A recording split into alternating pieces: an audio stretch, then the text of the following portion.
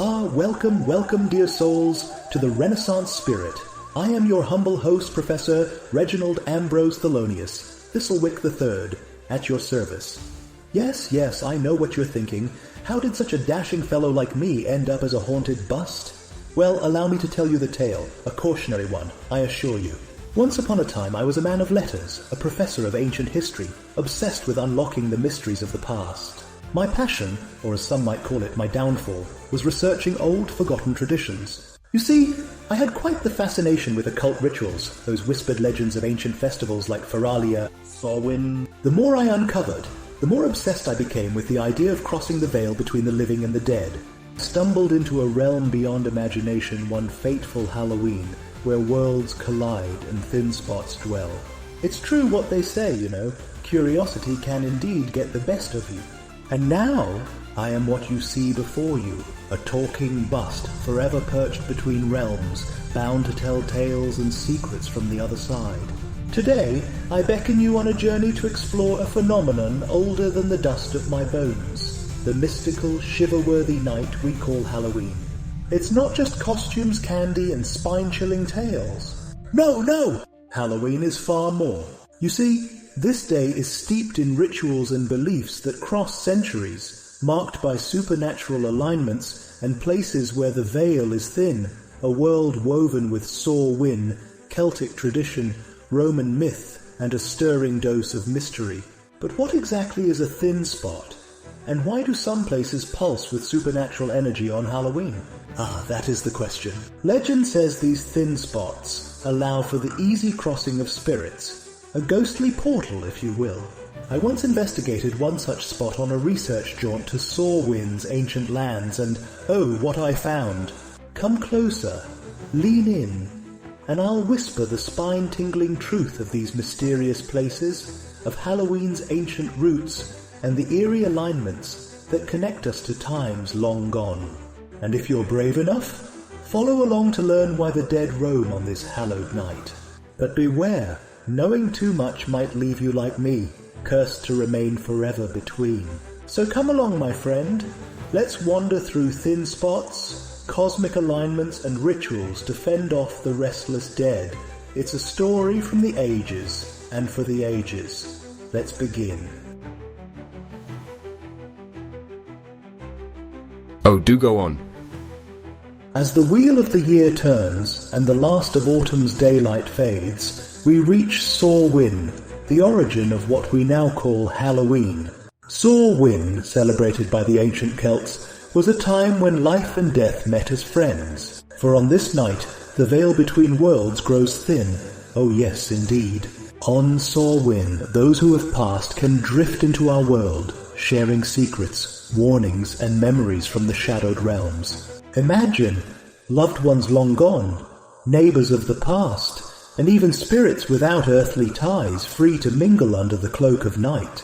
Allow me to recount one Samhain eve, long before I became bound to this marble form. The winds were brisk, and fires lit across hillsides like flickering stars. Tradition held that families would leave food at their doorsteps to appease wandering spirits, a kind gesture to say the least. But beware, not all spirits mean well. People told tales of the Sluagh, fierce bands of spirits who roamed with mischief in mind. They say they stole away travellers and led the unwise into the mists, never to return. I too felt their breath on my neck once, whispering secrets of their shadowy kingdom. A chill tingles even now at the memory.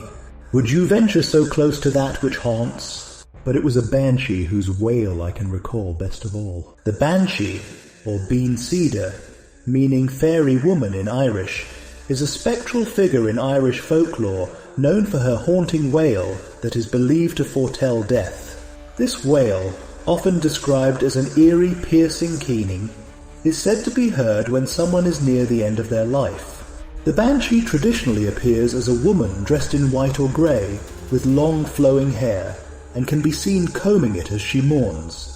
Her image shifts between that of a beautiful young woman and a withered old hag, reflecting her connection to the other world and her role as both a messenger and guardian of ancient Irish families. In some stories, banshees are bound to particular clans, and their cries echo the sorrow of the spirits when a family member's death is imminent. The connection between the banshee and Halloween lies in the ancient Celtic beliefs surrounding Samhain, a time when the veil between the world of the living and the dead was thought to be thinnest. Just as the banshee crosses between these realms to deliver her message, so too did the spirits during Samhain, visiting the living world for one night.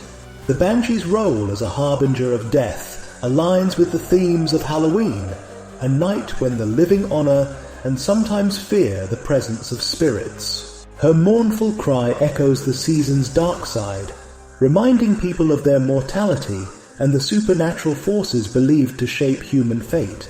Banshees embody both reverence and dread figures, who might be viewed as protectors in one breath, yet omens of doom in the next. Her lore has become part of Halloween's modern allure, symbolizing the eerie and unknown, while recalling the ancient Celtic beliefs that first gave rise to the season's rituals. Her story lives on each Halloween night, a testament to the potent blend of life, death and mystery celebrated each October 31st. Samhain wasn't just about spirits though.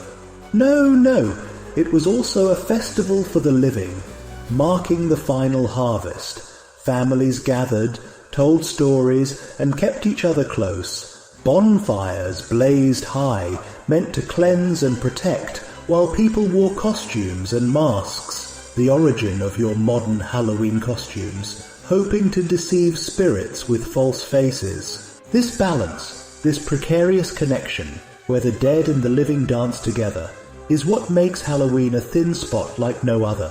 The ancient Celts believed Samhain's thin spot could answer questions, offer insights and reveal hidden truths. And so they would scry with mirrors, pools and even fires. Imagine seeing a lost loved one's face in a flicker, their eyes staring back, but from another world. Chilling, isn't it? So my dear friend, take heed on Halloween night, for this ancient festival remains a reminder that the worlds are closer than we think, and the spirits, they are ever watchful. But Samhain wasn't merely a festival of spirits. No, it was a cosmic event too. You see, the ancient Celts held a profound understanding of the skies, the earth, and the harmony between the two. They aligned their most sacred monuments, places like the Hill of Ward and the Hill of Tara, with the sunrise on Samhain morn. Picture this. On the morning of October 31st, just as dawn crests over the horizon, the sunlight strikes these ancient stones, spilling golden light across landscapes that have whispered secrets for thousands of years. I visited such a place once, back when I still had a body. The sky blushed with dawn, and the earth held its breath as the first rays poured over the hills. It felt as if the stones themselves sighed, waking from centuries of silence to bathe in that eerie, perfect alignment. One could sense in that moment the connection between time, earth and the stars. The ancients were telling us something I perhaps should have heeded before my own fate turned spectral. These alignments, these grand orchestrations of nature, symbolized balance, a tether between worlds, reminding us that we too are bound to the cosmos. But Samhain's alignments were more than mere beauty. They marked time itself, a bridge between the past and present, the seen and unseen. Take the ancient burial mounds in Ireland, Neolithic monuments built thousands of years ago. They were constructed to catch the sun precisely on Samhain, midway between the autumn equinox and winter solstice. Why would ancient people construct such massive monuments just to catch a single moment in the sun's cycle? Therein lies the mystery, the belief that in this one fleeting instant the world is perfectly balanced, and we, both living and departed, stand in the heart of it. It was believed these cosmic alignments heightened the thinness of the veil, making it the ideal moment to honor ancestors and the deceased. For when the universe itself aligns, it's as if it calls to the souls of the dead, offering a chance to reunite, to communicate.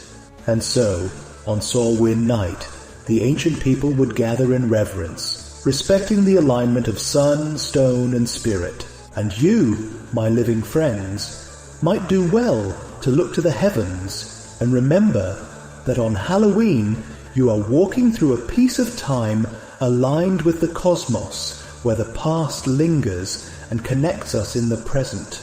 Now, who wouldn't be a bit more mindful of the spirits when under such cosmic influence? The question that sends shivers down the spine of even the bravest mortals: why do the dead walk during Samhain? Why? When the air thickens with the scent of autumn and the days grow short, do we feel the breath of those who have long since left this world? The answer lies in the ancient lore, a belief that on Samhain the very fabric of the universe loosens, allowing the deceased to roam among us once more. It is a time when the barriers that hold our world together weaken, and the spirits find passage through that thin, fragile membrane that separates them from us. Imagine, if you will, a misty Samhain night long ago. Families would gather close, light their fires, and tell stories of ancestors, hoping to honor them and perhaps gain their protection. They also placed offerings of food and drink outside their homes, for they knew the spirits, friendly or not, would be passing by. This practice, my friends, was no mere superstition. It was a token of respect, a way to appease those souls who had suffered, loved, and lived before. These spirits, it was believed, had the power to bless or to curse, and treating them well could tip the scales of fortune in one's favor. But not all spirits who roamed on Samhain were benevolent. Oh no, some were restless, aimless souls known as the Forgotten. Unlike honored ancestors, these spirits were souls without peace, shadows left behind by misfortune or violence. They sought warmth, a place to belong, but their bitterness often brought mischief. As for me, bound to marble by my own misadventure, I know a thing or two about the consequences of ignoring the old ways. It was common practice to wear costumes and masks during Samhain, to confuse these spirits. Perhaps if a wandering soul saw only strange, masked faces, it might lose its way and pass by without harm. Children and adults alike donned costumes, hoping the spirits would mistake them for one of their own, ensuring their safety through the eerie night. Souling was a medieval tradition that serves as a fascinating precursor to today's beloved Halloween practice of trick-or-treating. Originating in England and other parts of Europe, it involved the poor, particularly children, going door to door on All Hallows' Eve, All Saints' Day, or All Souls' Day. They would sing or recite prayers in exchange for small round cakes known as soul cakes. These soul cakes, often marked with a cross, symbolized the souls of departed loved ones and were offered as a form of alms, a charitable gesture to aid the souls in purgatory. In return, soulers would offer to pray for the dead of the household, adding a communal and spiritual element to the practice. Over time, souling evolved, losing some of its overt religious context, but the core concept of going door to door for treats carried forward into modern trick-or-treating. Beyond souling, several other Halloween customs reveal fascinating links to ancient beliefs and practices. Guising, for example, can be seen in both Scottish and Irish traditions, where children would dress in costumes and go door to door offering jokes, songs, or small performances in exchange for treats. The disguise was meant to protect them from wandering spirits or confused supernatural beings, blending ancient Celtic beliefs with later Christian elements. Additionally, carving lanterns from turnips, a precursor to the American pumpkin jack-o'-lantern, was rooted in the Irish tale of Stingy Jack, a character who tricked the devil and was condemned to wander the earth, his path lit by a carved-out turnip lantern. Each of these customs reflects layers of folklore, religion, and cultural evolution, illustrating Halloween's ability to adapt and incorporate traditions from a variety of cultures over the centuries. And thus, Halloween costumes were born from a time-honored tradition of respect and fear. The costumes of today may look playful, but their origins are far more sinister. So, when you wear your costume this Halloween, Remember, it's not only for fun, it's a reminder, a nod to those who walked before you, and to the spirits who may be closer than you think.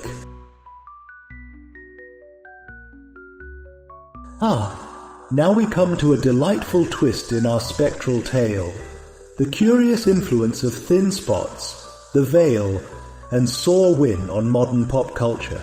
You see, Halloween's ethereal nature, the idea of crossing into another world, has inspired storytellers for centuries. From folklore to film, these thin spots are irresistible fodder for the imagination, and as one who exists between realms, I can assure you they're more than mere fiction. Take the town of Haven, for instance, from Stephen King's universe, where supernatural happenings abound, thanks to a peculiar thin spot nestled deep within its borders. Strange events unfold as realms intersect, much like the Saw Wind Knights of old. And let us not forget Beetlejuice, where the netherworld operates on rules as bizarre as they are hauntingly delightful. This whimsical view of the afterlife plays on our age-old fear and fascination with what lies beyond. Indeed, these tales of haunted doorways, spirit highways, and mystical realms aren't simply fanciful creations. They capture our fascination with the unknown, the unexplored realms of existence. Why do you think thin spots appear in stories? They offer a liminal space, a bridge where the imagination is free to wander and the rules of logic unravel. But such tales also remind us of a more ancient wisdom. Boundaries, once crossed, are not so easily reset. Think about every ghostly encounter you've read or watched, characters finding themselves face to face with the unknown. They serve as modern reflections of old beliefs that on nights like Halloween, we too flirt with the border of another realm. In one way or another, these stories harken back to Saw Wind traditions, when firelight blurred with shadow and stories warned of what might creep through a forgotten doorway. And dear listeners, pop culture may paint these tales with humour or horror, but they each echo ancient truths. Every haunted film, every eerie tale contains that small flicker of reverence and fear our ancestors felt as they sat in the dark, eyes flickering to the shadowed corners. We're part of an endless story, retelling, reimagining, and reconnecting with the mysteries of the unseen world. But shall we delve deeper into the roots of such mysteries, or shall I save that tale for another eve?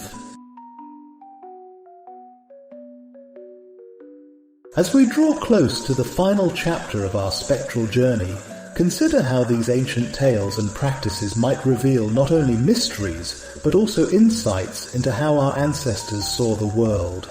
The Celts, the Romans, and even the Norse believed deeply in realms beyond the physical, viewing death not as an end, but as a passage into another world, a philosophy we glimpse during Samhain, Halloween's predecessor.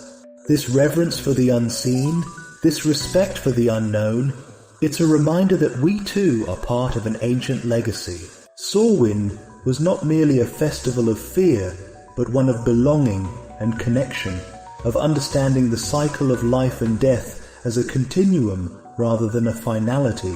Thin spots, or Thinnies as I affectionately call them, were opportunities to commune with those who had gone before. You see, my dear listeners, these ancient festivals weren't about overcoming fear, but honouring it, respecting that which lies beyond.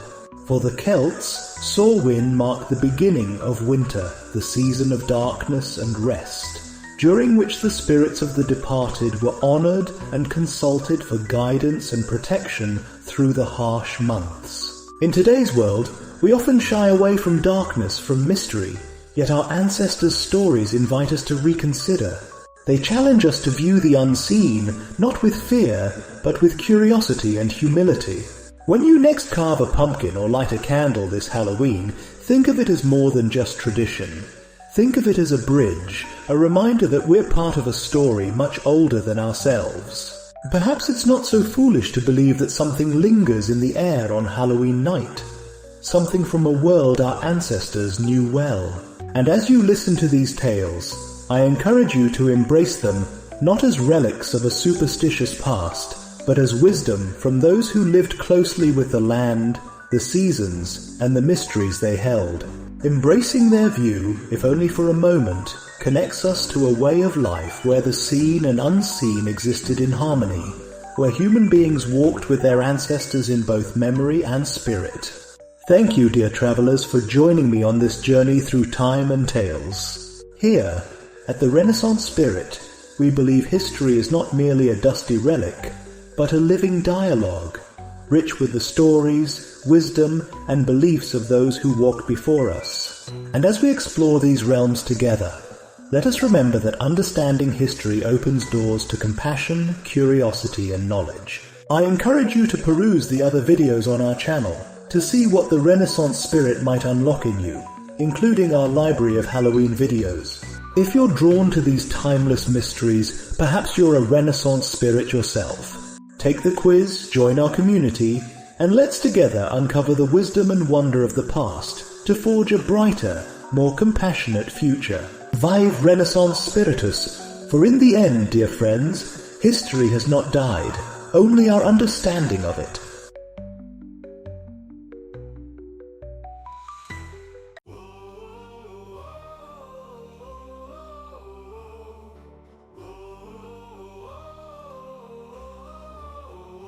In the shadows where the whispers weave, on this night when spirits leave, through the thinnest veil we tread, on All Hallows Eve the past is spread.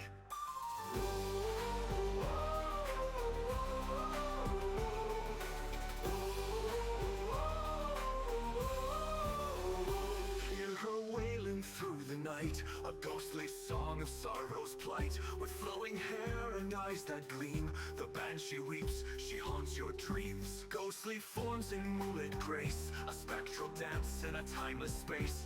Lost souls wander seeking to roam, in this world of whispers they find their home.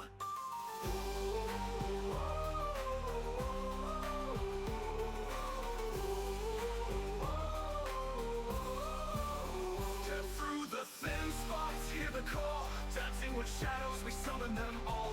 At the hill tower the sun will rise, Samhain's magic lights the skies.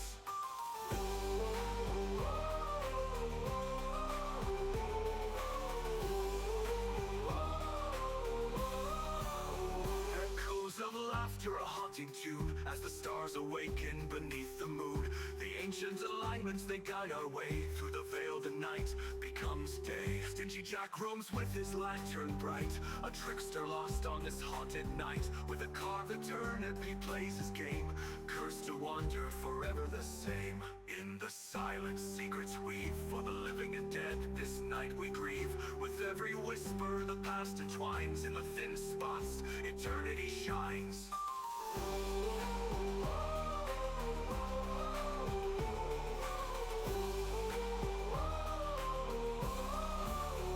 Professor Thistlewick, with wisdom to share, steps through the thin spot into the air. With a flick of his cloak and a knowing grin, he dances between worlds where stories begin.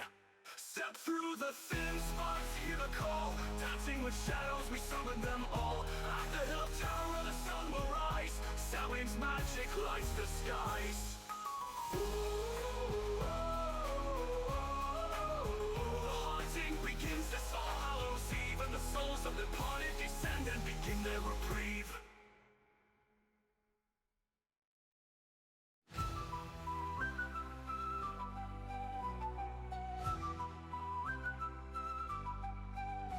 The night grows long, the veil is thin. The ancient ones call us within. The harvest done, the cold winds rise. We gather round beneath the skies. A fire burns to light the way, to honor those who've gone away. On this night, they're near again. We welcome them at Samhain.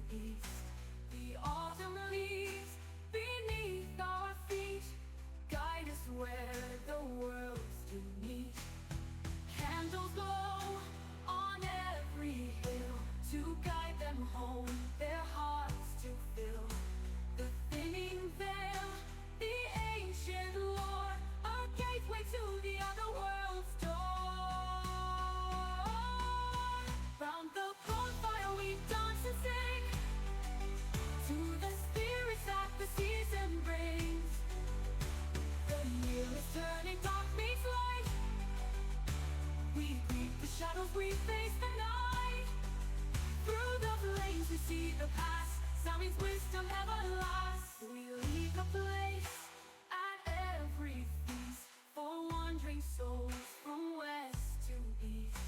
The autumn leaves beneath our feet guide us where the worlds do meet. Candles glow on every hill to guide them home, their hearts to fill. The thinning veil, the ancient lore, a gateway to the other world's door. Round the bonfire we dance and sing to the spirits that the season brings. The year is turning, dark meets light. We greet the shadows, we face the